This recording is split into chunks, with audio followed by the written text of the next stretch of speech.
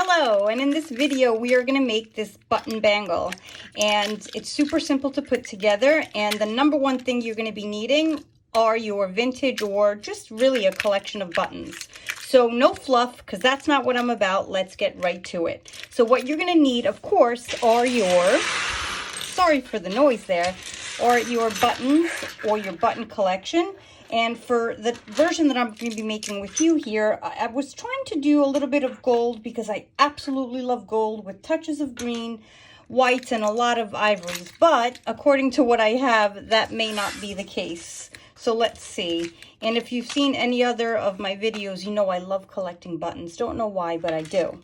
You're going to need a sewing needle with thread. You can use regular sewing thread, but I recommend, if you have, use button thread because it is thicker, and since you use this and stronger, you don't even have to go through the buttons more than once. I kind of go through twice, you'll see what I mean, just for added extra security, but you really secure them in with the thicker string, or thread technically it is. And then you're going to need non-roll elastic.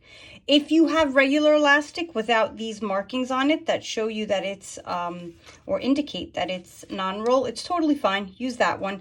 I'm using a 1-inch width, but you can use anything you want. You could use 1/2 inch, you could use wider, use whatever you want according to the desired look you want. And that's about it. Now I am definitely going to be using a darker thread. And this is like beyond vintage. So I didn't want to show you this because you're not going to find them in the stores looking like this. But I am using a darker one so that you don't see it. And yes, I have run out of black, so I'm using navy, but it's totally fine. So the next thing you're going to want to do is decide, do you want this bangle to be loose on your wrist, or do you want it to be more fitted and tight so that it doesn't really move? I like my bangles loose. So you are going to determine what that size is and is for you or for whoever you're making it. So I like to make it a bit more tighter. I decide where I'm cutting, and then I just sew it on my sewing machine. And I run it up and down about 4 times. So I have sewn together the elastic, and I think I went up about 5 times forward, and then I reversed up and down. So it's nice and strong and feels sturdy. So now is the part that is the fun artistic part where you decide how you lay them out. And if you notice, I like to lay them out in such a way so that you don't really see the elastic under there. If it peaks a little, it's okay, but I kind of start layering buttons. And of course, I'm going to show you how to do that. So I have my double threaded needle, double knot at the end. And I like to start where my elastic came together, and I'm going to kind of put it towards the edge there because I don't like my buttons perfectly straight. You can do that if you want. You can make a whole exactly straight row, however you want it. I like to sort of offset my buttons. So as I'm telling you this, I am looking at my buttons and knowing I should have probably made this decision before I started this video, but hey, it'll be fine. Let's start with this nice chunky one. So you'd never have to use the button the way you think it's intended. You could do whatever you want with it, but I'm going to start this way. And again, since I have button thread, I don't have to go through and sew this X twice. I believe once will be enough because this is pretty thick thread. And it doesn't matter if you make the X or you go straight up and down like I decided to do. Now I can close it off like this, but what I think I'm going to do is I'm going to put something in there that I may want to have dangle. Okay, I'm thinking this may be it. Hey, why not? Let's do it. No rules here. Like I always tell my students, you're the designer. So I'm going to go through this once. You can double up if you don't feel like it's secure enough, or if you're using regular thread. And the fun thing about this is that you can leave it so that it dangles a little, or you could keep it tight. And you always end off in the back. I do clean up my thread after. So here's how you end off. In the event you don't know how, you're going to go in through the elastic just a touch, pull it, and then before you pull all the way, stick your needle through the loop and pull tight. I like to do that twice to secure it in. You never know, what if it tags as I'm wearing it, because I'm not exactly the most coordinated person. So I made it tight and it's ready. And now I'm going to keep building. Let me clean that up. I'm going to keep building the beautiful exterior of my bracelet. It kind of has a little sound already. Love this. I think I can make these bracelets all day. So I'm going to double knot it. 1 and 2. And we are going to continue. All right, now it's, again, there's no rules here as to what you put. Sometimes I wish I had a few rules because it would help me out, but it's all about making these choices. All right, I think we're going to throw this nice forest green one in there. And now notice when I'm placing it, I am kind of like putting it slightly under this one because I want to make sure it doesn't lay totally like next to it this way, because then I could see, or I have to go in after and fill it in with another button. So I'm kind of pushing it under a little, and I am aiming for the center of the button. And I'm going to do this twice.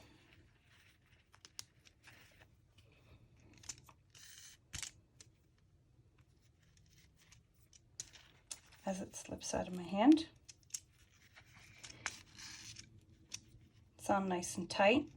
And I'm going to show you with another button how to create, I'm going to leave it that way with nothing else on top, how to create sort of a button shaft so that what happens is you can make that button dangle a bit more.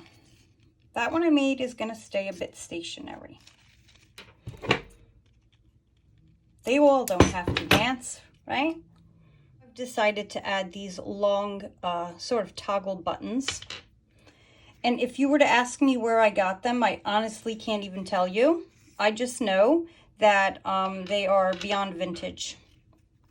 At least when I got them, they smelled beyond vintage. And yes, I do wash everything. And this one's nice, because I'm going to keep it a little loose. I mean, this bracelet's already coming together. And here I was. I already claimed the fact that I didn't even know what I was doing, right? And it's already looking pretty cool, meaning like I can't wait to wear it. So notice how I'm adding here, and I'm gonna keep layering. So I like to try to space out, meaning in color. So for example, if I have gold there, just a touch more. Now I probably won't repeat any more gold, and I'll try to find, I'm not sure if I'm feeling this one. I'll just keep layering, guys. Button I'm going to add is this blue one with the chrome, and I'm going to show you how to create a button shaft. So as I am sewing it into place here, I'm going to sew it in a few times, creating an X or line, whatever you wish, or whatever you like. And every time I am about to go through, I'm just going to grab a little bit of the elastic under it and pull it through. Now I'm leaving a little bit of space there because I want it to wiggle and make noise and dance. I always tell you I'm making an X, and look at me. I made my straight lines totally fine. I'm leaving it. Okay, once I have it in, what I'm going to do now is I'm going to wrap the thread around a few times. It secures it in. And then this time, instead of ending off in the back, I'm going to end off right through the thread that I just made the shaft with, right there. You can do it twice. I feel confident with one. I'm going to trim it. And now I'm just going to keep going, and I'm going to fill up my space. So can you see how this is all layered looking and pretty? Again, you can keep yours flat. You can keep them all flat, one on top of the other, or like one after the other. You could do 2 rows, whatever it is that you like. But I love this layered look, and I love that they're loose. And this one's already taken on its own sounds. I'm liking how it's coming out so far. You can see I'm scattering them, some of them side to side. I'm trying to layer them. And some of them I am centering, like this one. And then as I leave it loose purposely, I'm going to fill in with whatever I find in these little spaces so you don't see as much of the elastic. And I'm just going to keep going. And then as you're working, if you need, you could turn the whole bracelet right side out if you find it easier to do your finishing stitches in there. So keep going and enjoy the process. Continue the process of sewing the buttons all around and filling up the spaces of the elastic, and this is the way my bangle came out, and I'm really loving it. And when you make a few of these, you'll realize that each bangle makes its own sort of sounds, and it's definitely an artsy piece. And if you want, if you make a few, you can actually stack them. And I hope you've enjoyed this tutorial. Thanks again for watching.